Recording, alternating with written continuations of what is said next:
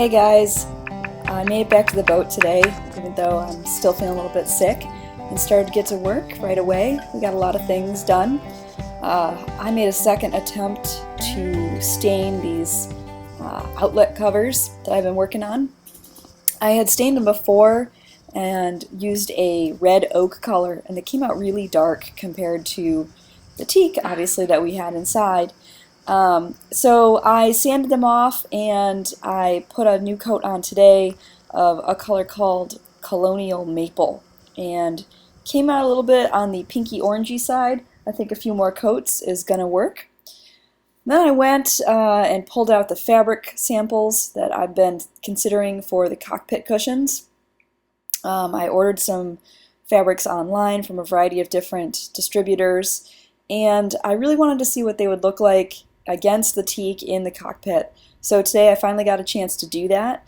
The striped fabric in the center will be the cockpit cushions, and I'm trying to decide which of those colors on the outside we're going to use for our stack pack and new sail covers.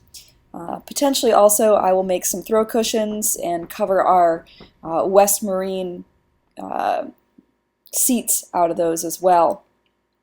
After that, we needed to winterize the engine because it's going to drop to 27 degrees. So you can see here we turned on the engine and Jeff pumped it full of antifreeze. Then I went back inside and I looked at some ultra suede fabric, trying to decide what color I want to make the salon cushions out of.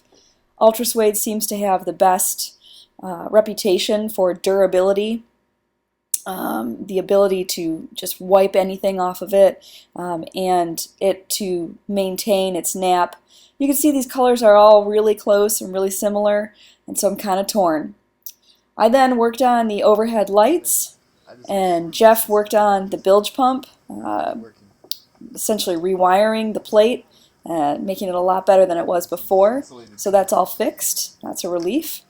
Then we went on top, and Jeff took down the lifelines going forward from the gate, and we began to remove some more of the hardware. Started with the gate stanchions, took off the tops of those relatively easily. It's a little bit harder to take off the bottoms. You can see Jeff is working here with a heat gun, very slowly but surely heating it up, using the screwdriver to pry off very carefully, trying not to scratch up the gel coat, and just working really patiently. And he's really good at that. And we were able to remove these stanchion bases eventually. And then we went to work cleaning up all of the adhesive that was on there. Now you can see behind it there all that white gooey stuff had to have been cleaned off. After we worked on the stanchions for a while, I went down and continued to work on the lazarette hatch cover.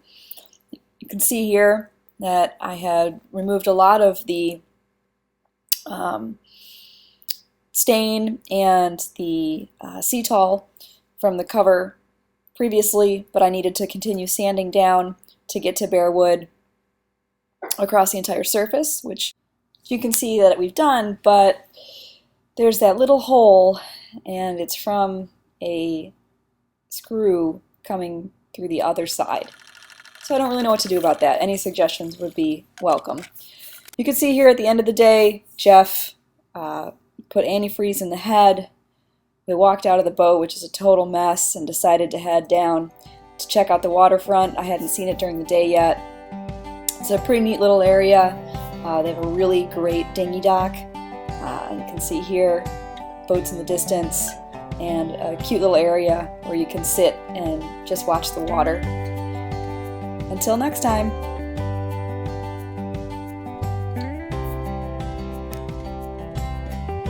Did a pretty good job of today, although you can see that little hole is kind of bothering me, and that's not where software was. Software.